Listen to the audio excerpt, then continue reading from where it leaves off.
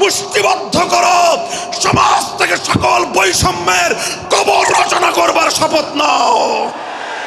হে হতাশাগ্রস্ত জাতি, আসো আল কোরআনের কাছে, আমরা তোমাদেরকে মুক্তির বার্তা শোনাই, আমরা তোমাদেরকে সান্ত্বনার বাণী শোনাবো। আসো হাতে হাত রাখি, সমস্ত বৈষম্য, জুলুম, স্বৈরতন্ত্রের কবর রচনা করে আল্লাহর কোরআনের সমাজ গড়বার জন্য হাতে হাত রাখি। যদি ইনসাফ কায়েম না করা যায়, ইসলাম অনুসরণ করা যায় না, যদি বেইনসাফের বিরুদ্ধে লড়াই না করতে পারো, মিথ্যে মুসলমানিত্বের দাবি ত্যাগ করো।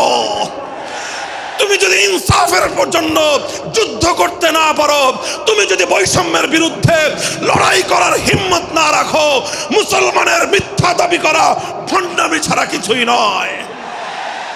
আর সর্বোপরি যদি একটি বৈষম্যহীন সমাজ গড়বার জন্য শাহাদাতের রক্ত দিতে হয়, আবু সাঈদদের মতো বৈষম্যের বিরুদ্ধে বুক পেতে দিয়ে জীবন দেওয়ার জন্য শপথ নিতে হবে।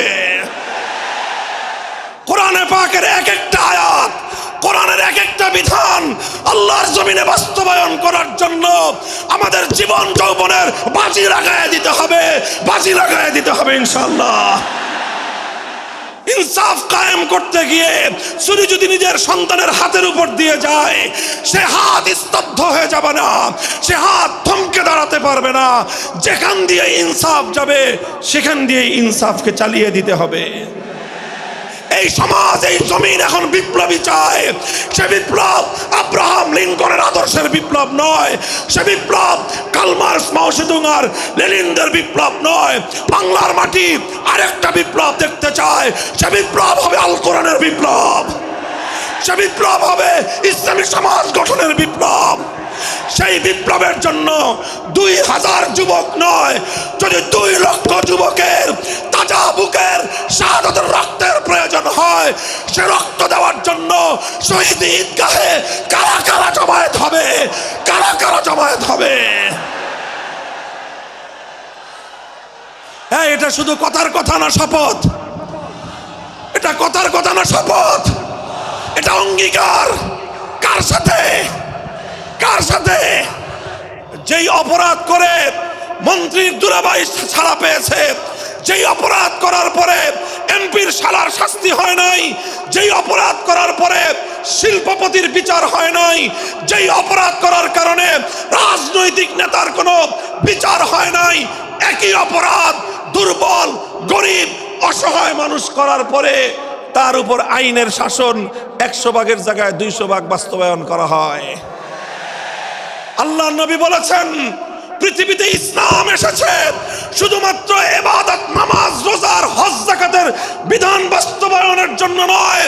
ইসলাম দুনিয়াতে আগমন করেছে, তার আগমনের অন্যতম উদ্দেশ্য হলো সমস্ত বৈষম্য দূর করে, জুলুম আর বেইনসাফি দূর করে বিশ্ব সভ্যতায় ন্যায় এবং ইনসাফ কায়েম করা।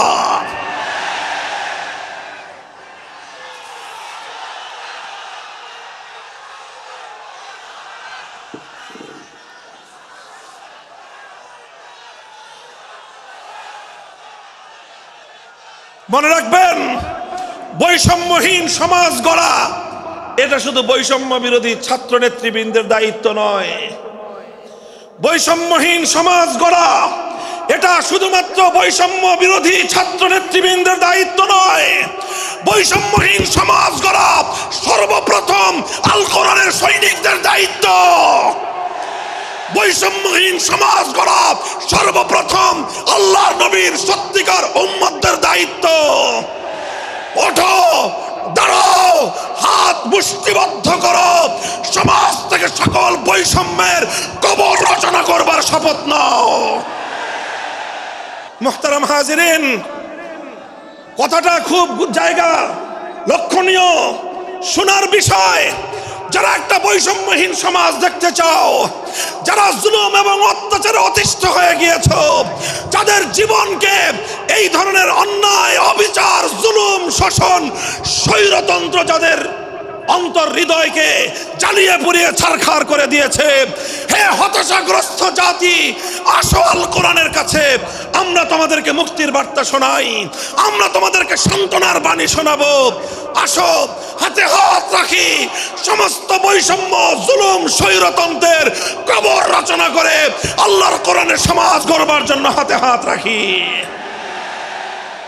দেখেন, আল্লাহ পাক রব্বুল আলামিন যুগে যুগে যত নবী রাসূল প্রেরণ করেছেন, যুগে যুগে যত আসমানি কিতাব আল্লাহর পক্ষ থেকে অবতীর্ণ হয়েছে, কেন হয়েছে? শুধুমাত্র মুসল্লিদের সমাজ গড়বার জন্য নয়, শুধুমাত্র রোজাদার সমাজ গড়ার জন্য নয়, অবশ্যই কোরআন এবং কিতাব নাজিল হয়েছে নামাজের জন্য, অবশ্যই কোরআন এবং কিতাব নাজিল হয়েছে রোজা, হজ, যাকাত সহ আল্লাহ পাকের যাবতীয় বিধান সমাজে বাস্তবায়ন করার জন্য।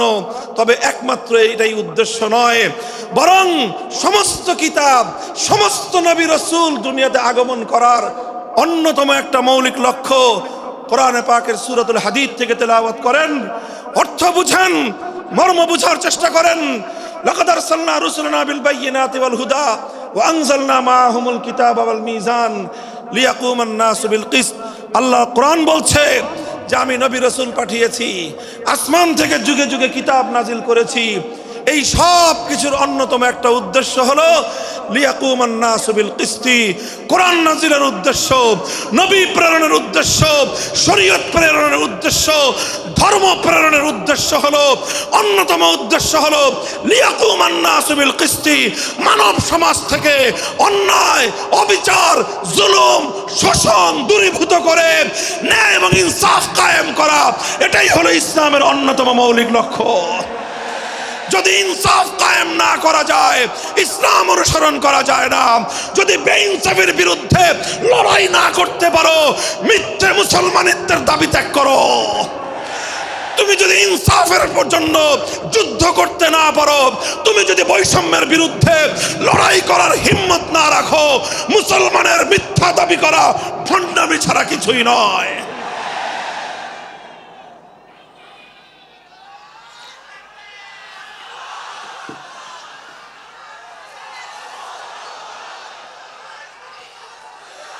এই জন্য আমাদেরকে বুঝতে হবে, আমাদের জীবনের অন্যতম মিশন, যে জন্য আল্লাহ তার নবীদেরকে পাঠিয়েছেন, নবীদের জীবনের মিশন যা ছিল, নবীর উত্তরাধিকারী, নবীর অনুসারীদের জীবনের মিশনও সেটাই হবে। বলেন কথা ঠিক না বেঠিক? যে পথে গিয়েছে নবীদের জীবন, সে পথে যাবে আমাদের জীবন।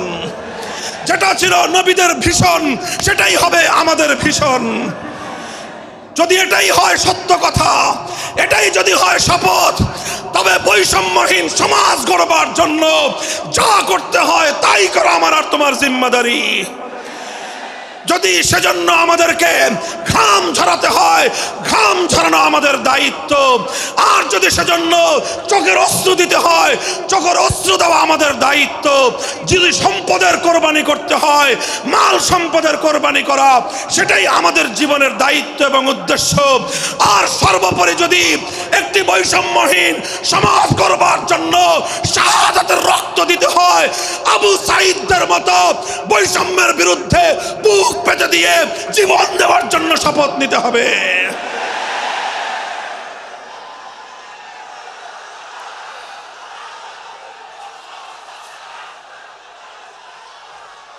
এই প্রস্তুত থাকবেন তো ইনশাআল্লাহ? আল্লাহর নবী বললেন এই বৈষম্য চলবে না, এই বৈষম্য জাহিলিয়াত, এই বৈষম্য মূর্খতা। সমাজের মধ্যে নিজের দলের লোক অন্যায় করলে পাগার পার, বিরোধী দলের লোক অন্যায় করলে আইনের শাসনে 100 ভাগের জায়গায় 200 ভাগ। নিজেরা অপরাধ করলে সেই অপরাধীকে ছাড়িয়ে নেওয়ার জন্য সমস্ত আয়োজন। বিপক্ষ মতের লোকজন অপরাধ না করা সত্ত্বেও তাদেরকে কেচোর মতো মাটির গর্ত থেকে ধরে এনে তাদেরকে বিচারের মুখোমুখি দাঁড় করানো, অন্যায়ভাবে তাদের জীবন থেকে তাদের যৌবনের সময়গুলো কেড়ে নেওয়া, বছরের পর বছর অন্ধকার কারা প্রকোষ্ঠে তাদেরকে বন্দি করে রাখা। এই জুলুম এবং অন্যায়ের অবসান যদি না ঘটাতে পারো, পুরুষ এবং যুবক মানুষ হিসেবে আল্লাহর কাছে জবাবদিহিতার সুযোগ থাকবে না। কাজেই তাফসীরুল কোরআন শুধুমাত্র কোরআনের তেলাওয়াতের জন্য নয়, তাফসীরুল কোরআন শুধু আল্লাহর কোরআনের মর্ম বোঝানোর জন্য নয়, আল্লাহর কোরআন তেলাওয়াত করতে হবে, মর্ম বুঝতে হবে, আর তালিমে হিকমতের কর্মসূচির অধীনে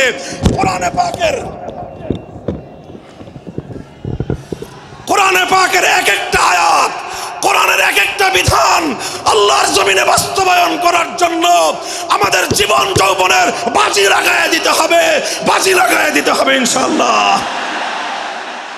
হযরত রাসূল আকরাম সাল্লাল্লাহু আলাইহি ওয়াসাল্লাম বলছিলাম, জাতির উদ্দেশ্যে প্রদত্ত মক্কা বিজয়ী মহাবীর আমিরুল মুমিনিন নবিয়ুল্লাহ খলিফাতুল্লাহ ফিল আরদ খলিফাতুল মুসলিমিন মুহাম্মদুর রাসূলুল্লাহ সাল্লাল্লাহু আলাইহি ওয়াসাল্লামের বক্তব্যের কথা আল্লাহর নবী বললেন, বৈষম্যের কারণে আল্লাহ পাক রব্বুল আলামিন পৃথিবীর বহু জাতিকে ধ্বংস করে দিয়েছেন।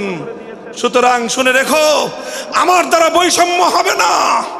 শুধু আমার বংশের লোক দেখে, আমার গোত্রের লোক দেখে, আমার রক্তের আত্মীয়তার সূত্রের কারণে আমি অপরাধ প্রমাণিত হওয়ার পরেও তার উপর কোরআনের বিধান বাস্তবায়ন করব না, এটা আমার দ্বারা সম্ভব নয়। এরপরে আল্লাহর নবী যেই কথাটি বললেন, সেই কথা যদি আল্লাহর নবী হাদিসে না বলতেন, তাহলে সেই কথা উচ্চারণ করতে আমাদের জিহ্বা কেঁপে উঠত, আমাদের বক্ষ প্রকম্পিত হতো। আল্লাহর নবী বললেন, ওয়াল্লাহ লাউ আন্না ফাতিমাতা বিনতা মুহাম্মাদিন সারাকাত লাকাতাতু ইয়াদাহা, ওয়াল্লাহি লাউ আন্না ফাতিমাতা বিনতা মুহাম্মাদিন সারাকাত লাকাতাতু ইয়াদাহা।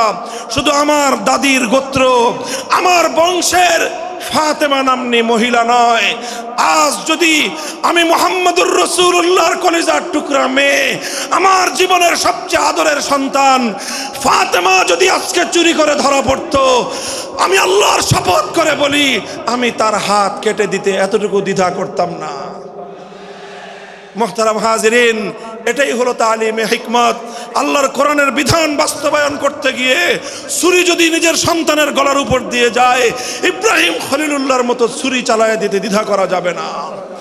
যদি ইনসাফ কায়েম করতে গিয়ে ছুরি যদি নিজের সন্তানের হাতের উপর দিয়ে যায়, সে হাত স্তব্ধ হয়ে যাবে না, সে হাত থমকে দাঁড়াতে পারবে না। যেখান দিয়ে ইনসাফ যাবে সেখান দিয়ে ইনসাফকে চালিয়ে দিতে হবে।